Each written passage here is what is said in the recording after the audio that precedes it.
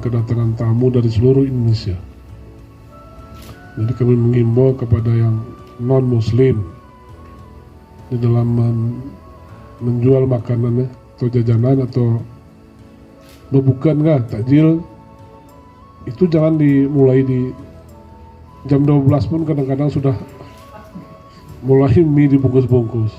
Dialog nurani kita terus dipelihara dengan baik, karena Aceh Tengah ini katanya bisa untuk contoh di dalam kerukunan umat beragama maupun toleransi antara suku. Di sini bagus.